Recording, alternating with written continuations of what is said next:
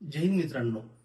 राजकारण म्हटलं की प्रत्येक जणाला वाटतं की राजकारण हे खूप घाण आहे आणि राजकारणामध्ये चांगली माणसे नसतात. मित्रांनो, हा दृष्टिकोनच आपला चुकीचा आहे.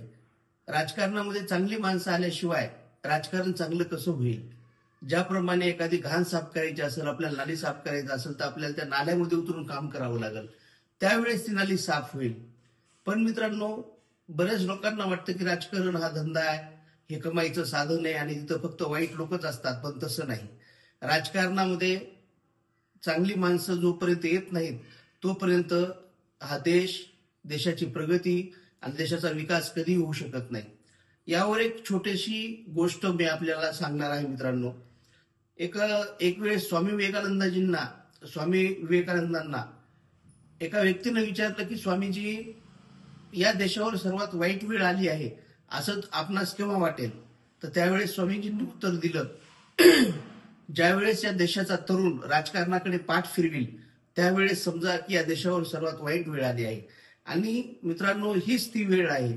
आज राजकारणातील भ्रष्टाचार, ही भ्रष्टाचारी जे व्यक्ती आहेत, नेते आहेत, मंत्री आहेत, कार्यकर्त्यापासून प्रत्येक जणाला राजकारण म्हणजे फक्त पैसे कमवण्याचं साधन वाटत आहे. आणि ही निगरगट्ट अधिकारी आहेत. आज आपला देश गुलामगिरीकडे जात आहे.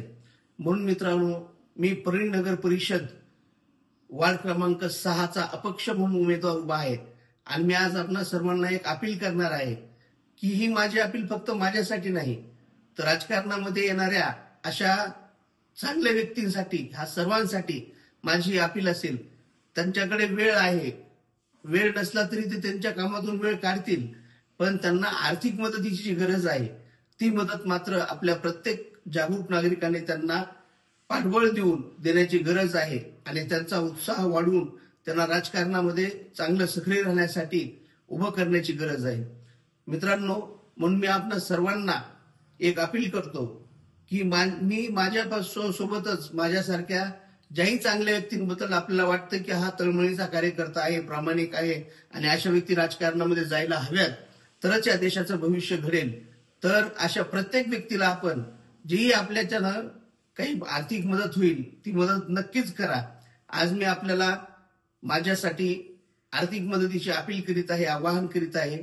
जर तुम्हाला वाटलं की माझी ही मनापासूनची तळमळ तुमच्यापर्यंत पोहोचत असेल तर आपण नक्कीच अशा चांगल्या व्यक्तींना वेळोवेळी आर्थिक मदतीचे सहकार्य करून आपल्या देशाचा भ्रष्टाचार रोखण्यासाठी, देशात होणाऱ्या गैरव्यवहार आणि अशा राजकीय लोकांना जे की आपल्याला गुलामगिरीकडे नेत आहेत आणि आपल्या देशाला गुलामगिरीकडे ढकलत आहेत, अशांना बाहेर काढण्यासाठी प्रत्येक चांगल्या व्यक्तीला, राजकारणामध्ये येणाऱ्या किंवा सामाजिक कार्यकर्त्याला आपली मदत निश्चित मिळू द्या. जय हिंद, जय भारत.